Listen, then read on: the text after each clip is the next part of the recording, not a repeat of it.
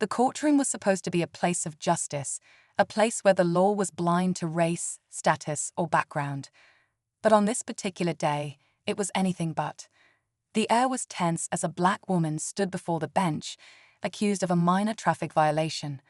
The judge, an older man with years of authority behind his robe, barely glanced up as he spoke. His words were sharp, dismissive, more of a lecture than a ruling. "You should know better," he scoffed, shaking his head. Without hesitation, he handed down his decision, a fine of $1,000. The woman didn't flinch, she simply nodded, her face unreadable. If the judge had paid more attention, he might have noticed the quiet confidence in her posture, the calm certainty in her eyes. But he didn't. He had already made up his mind about who she was.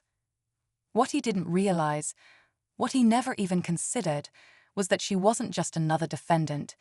She wasn't some random person who had wandered into his courtroom, hoping for leniency. No, she was someone he should have recognized. Someone whose name should have meant something to him. Because the woman standing before him, the one he had just fined without a second thought, was the lead prosecutor of the very court he presided over. Imagine the weight of that moment. A judge, quick to judge. A prosecutor, underestimated in her own courtroom. The entire system exposed in a single interaction. This wasn't just about a fine.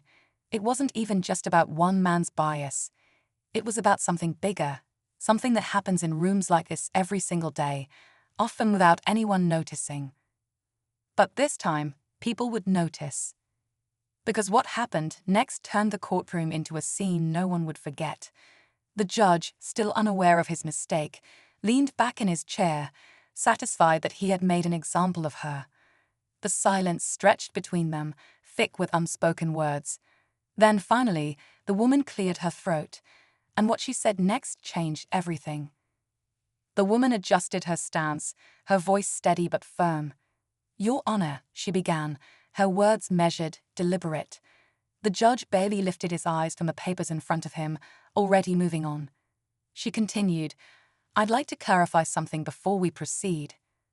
Something in her tone must have caught his attention because, for the first time, he actually looked at her. Really looked at her. His brow furrowed slightly, as if trying to place where he had seen her before. The courtroom, which had been filled with the routine hum of whispered conversations and shuffling papers, seemed to grow quieter. "I don't believe we've met," he said dismissively. That was the moment the shift began. The prosecutor took a slow breath, the kind you take when you're deciding whether to say what needs to be said or let someone dig their own hole a little deeper. The courtroom clerk shifted uneasily. A few attorneys sitting in the back exchanged glances, some of them already realizing what was about to happen. She didn't raise her voice. She didn't have to. "Actually, Your Honor," she said, "we've met before. Several times, in fact. I'm the lead prosecutor of this courtroom." For a second, the judge said nothing. He blinked, his expression flickering between disbelief and something else, something harder to read. Then he let out a short, dry laugh, as if she were joking. But no one else was laughing. The silence in the room stretched. The weight of her words settled over the space like thick air before a storm. Slowly, the judge leaned forward. "You're saying you work here?" "Yes," she replied, "and I think there may have been a misunderstanding today." A misunderstanding. That was a kind way to put it, because this wasn't just about a traffic fine anymore. It wasn't about a simple courtroom interaction. It was about perception, about assumptions, about how quickly people are placed into boxes before they ever have a chance to speak. The attorneys in the room, the court staff, even a few defendants waiting for their cases to be called, everyone was watching now. The tension crackled, thick with an energy that no one knew how to break. The judge cleared his throat, shifting in his chair. "Well," he said finally, "if that's the case, then I suppose this has all been But she didn't let him finish. She wasn't done. "It's about more than just me," she said, her voice still calm, still professional, but carrying a weight that was impossible to ignore. "It's about the way we treat people in this courtroom, the way we assume we know someone just by looking at them." The judge opened his mouth, But for once, he didn't have the quick authority of the bench to back him up. He was exposed in a way he hadn't been before. He was used to controlling the room, dictating the pace. But now the control was slipping, the weight of his own decisions pressing back against him. The moment stretched on. No one moved. And then slowly, the prosecutor picked up her bag. She didn't need to say anything else. She had already made her point. But as she turned to leave, the judge finally spoke again, his voice quieter now. "Wait," he said. But she kept walking. The prosecutor didn't stop. She walked out of the courtroom, her heels clicking against the polished floor, each step echoing louder than the last. The tension in the room didn't break. It only thickened, like a storm cloud hanging over everyone left behind. The judge sat motionless for a moment, his fingers gripping the edge of his bench as if grounding himself. He had spent years in that chair, handing down rulings without a second thought. But now, for the first time in a long time, doubt crept in. In the hallway, the prosecutor took a slow, steady breath. She had dealt with cases tougher than this, arguments more heated, trials that left her exhausted and drained. But something about today sat heavy in her chest. It wasn't just about her. It wasn't even just about the judge. It was about the system itself, the unspoken rules, the assumptions, the way people in power made decisions without ever questioning what shaped them. A young public defender caught up with her. "That was something," he said carefully. He had been sitting in the back of the courtroom, watching everything unfold. "You okay?" She nodded, but her mind was already racing, because this wasn't over. Back inside the courtroom, the judge finally pushed back in his chair, exhaling slowly. The clerk avoided his eyes, busying herself with paperwork. The attorneys waiting for their cases to be called were suddenly very interested in their notes. No one wanted to be the first to speak. And then quietly, a voice broke the silence. "You didn't recognize her." It was one of the older defense attorneys, a man who had been practicing in this courtroom for years. His tone was casual, but there was something sharp underneath. The judge glanced up, his expression hardening. "I have hundreds of cases in front of me every week," he said, his voice firm. "I don't have time to memorize every lawyer who walks through that door." The attorney raised an eyebrow. "She's not just any lawyer," he said. "She's the lead prosecutor." He let that sink in for a second before adding, "And you didn't even let her speak before handing down that fine." The judge's jaw tightened. He wasn't used to being questioned like this, especially not in his own courtroom. "She was here for a traffic violation," he said, his tone defensive now. "I treated her the same as anyone else." But everyone in that room knew that wasn't true. Outside, the prosecutor's phone buzzed. Messages were already coming in, some from colleagues who had heard about what happened, some from people who had been in the courtroom and were now telling others. This wasn't something that would just disappear. The legal community wasn't huge. Word traveled fast. And then one message caught her eye. It was from a journalist. ****, I heard what happened today. Would you be open to talking? ****. She stared at the message, her mind working through the implications. This wasn't just about her reputation. This was about something bigger. About how many others had stood in that exact same spot before her, facing a judge who had already decided their worth before they even opened their mouth. She wasn't sure what she was going to do next. But one thing was clear, this wasn't over, not by a long shot. The prosecutor's fingers hovered over her phone screen. She could feel the weight of the moment pressing down on her. The journalist's message sat there, waiting for a response, but this wasn't just about one interview. If she spoke, if she made this public, there would be consequences. People would have opinions, some in support, others ready to twist her words, question her experience, challenge her right to even feel wronged. She took a deep breath and locked her phone without replying.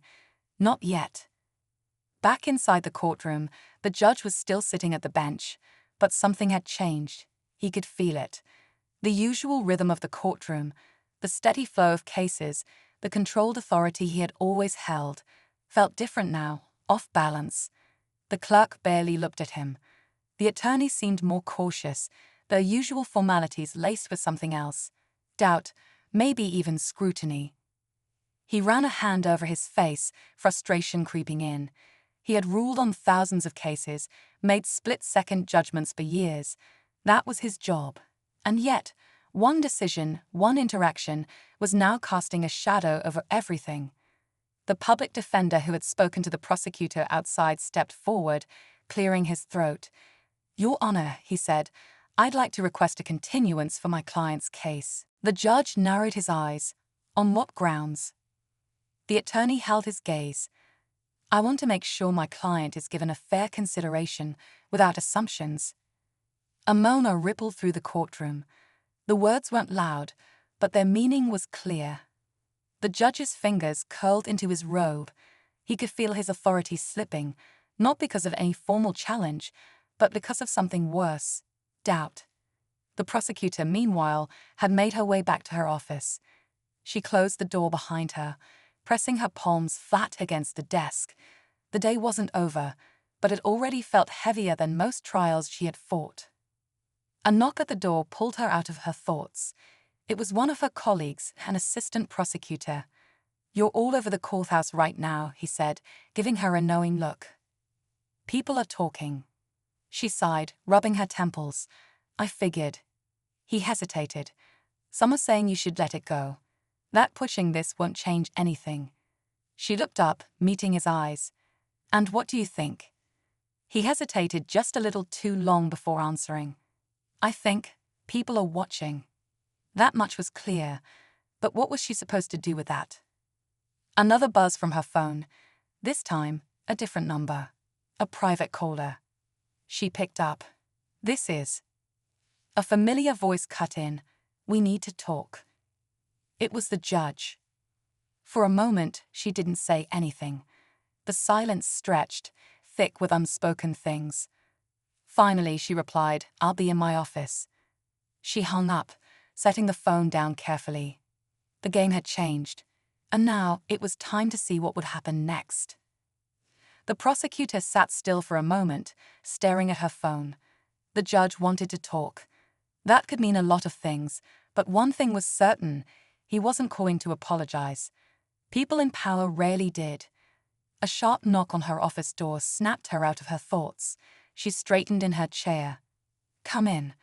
The door opened slowly, but it wasn't the judge. Instead, it was the court clerk, the one who had been in the room when everything happened. She stepped inside, closing the door behind her. "I don't have long," the clerk said, her voice low. She glanced over her shoulder, as if making sure no one had followed her. The prosecutor frowned. "What is it?" The clerk hesitated, then let out a breath. "I think you should know, this wasn't the first time." A pause. The prosecutor's fingers tightened around the armrest of her chair. "What do you mean?" The clerk shifted uncomfortably. "The judge. He does this. I've seen it happen before. More than once. Someone comes in, he barely listens, hands down a fine, a ruling, a decision that doesn't make sense. And it's not random." The words landed like a weight in the room. The prosecutor felt something cold settle in her stomach. She had suspected as much, but hearing it confirmed out loud was something else.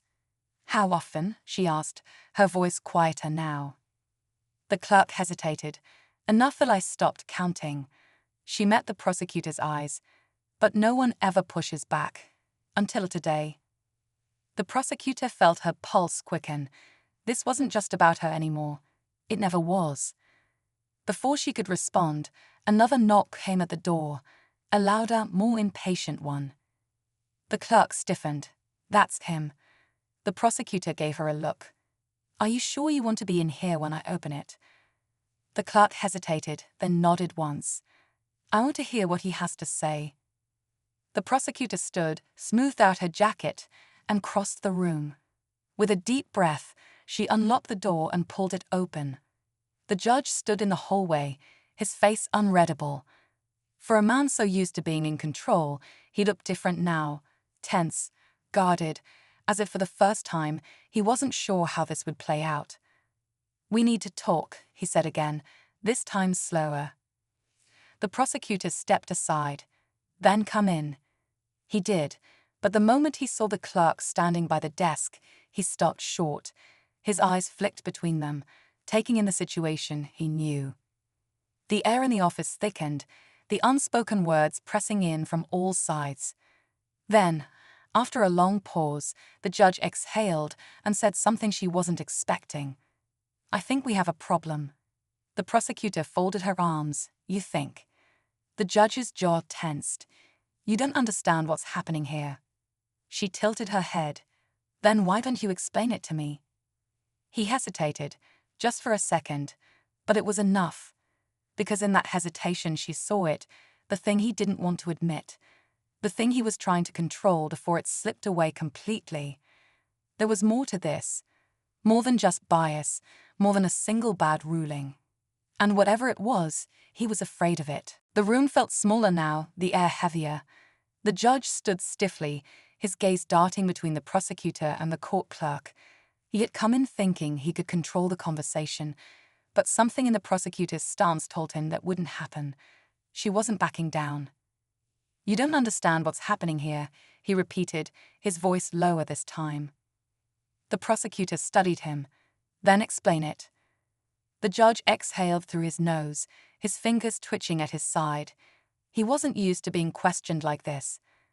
"There's pressure," he said finally. "Decisions get made fast. There's not always time to." "To what?" she cut in. "To actually listen. To be fair." His eyes darkened. "You think this is just about you?" The prosecutor took a step closer, keeping her voice controlled. "No, I think this is about a pattern, and I think you know exactly what I'm talking about." The judge's jaw tightened. The court clerk spoke up then, her voice hesitant but firm. "I've seen the numbers," she said. "The way cases are handled. The way certain people get fined or dismissed without real consideration." The judge's face twitched slightly, but he said nothing. The prosecutor crossed her arms. "Tell me, Judge, how many times have you ruled before even looking at the person in front of you?" For a long moment, he didn't answer. The tension sat heavy between them. Then, finally, he let out a sharp breath and dropped into the chair across from her desk. "I've been on this bench for over a decade," he said, his voice quieter now. "I've seen everything. People lying, playing the system, wasting time. You think I have the luxury of second-guessing every decision. I do what I have to do to keep the courtroom moving." The prosecutor's eyes didn't waver. "And in doing that, how many people did you misjudge?" His silence was the answer. For the first time, something shifted in his expression. He looked tired, as if, for a brief moment, the weight of his choices was finally catching up to him. Then, just as quickly, his defenses returned. He straightened in his chair. "You think you're the first person to challenge me," he said, forcing a chuckle. "I've handled bigger problems than this." The prosecutor raised an eyebrow. "Then why are you here?" The judge's smile faltered. And then, another knock at the door. 3 short raps, firm and deliberate. The prosecutor glanced at the judge. His expression changed. Not anger this time. Something else. Unease. She stepped past him and opened the door. A man in a dark suit stood there, holding a folder. His badge was clipped to his belt. "Apologies for the interruption," the man said, glancing briefly at the judge. "But we need to speak with you." The prosecutor frowned. "About what?" The man held up the folder. "About a pattern of judicial misconduct." The judge didn't move, didn't say a word, but in that moment she knew. This wasn't just about her case. It never had been. And now, it was all about to come crashing down. The room fell into complete silence. The judge sat rigid in his chair, his face unreadable, but the tension in his posture was undeniable. The prosecutor could feel the weight of the moment pressing down on all of them. The man in the suit stepped inside, carefully closing the door behind him. "This isn't the first complaint," he continued, his voice measured but firm. "And after today, it won't be the last." The prosecutor glanced at the judge, watching for any reaction, but he didn't argue, didn't protest. He only let out a slow breath and leaned back in his chair, as if accepting something he had known for a long time. "How bad is it?" the judge finally asked, his voice quieter than before. The man in the suit flipped open the folder. "Bad enough that this conversation is just a formality." The prosecutor didn't feel satisfaction, not exactly. The fight wasn't over, she knew that. The legal system didn't change overnight, and this was just one piece of a much bigger problem. But this moment, right here, was proof that silence wasn't the only option. The court clerk shifted beside her, looking from the judge to the investigator, then back at the prosecutor. There was something like relief in her expression, as if a weight she had carried for too long was finally beginning to lift. The judge exhaled through his nose. "So that's it?" he asked. The investigator closed the folder. "For now." The prosecutor held the judge's gaze for a long moment before speaking. "People trusted you," she said, not unkindly, but with the weight of truth. "You had the power to make things right, and you chose not to." The judge didn't respond. Maybe he had nothing left to say, or maybe, for the first time, he was out of excuses. The investigator gave a small nod. "We'll be in touch," he said before turning to leave. The prosecutor and the court clerk followed him out, stepping into the hallway where murmurs of distant conversations filled the air. The prosecutor took a deep breath. The day had been long, the fight exhausting, but as she walked away from that office, she knew one thing for certain. This wasn't the end. It was just the beginning.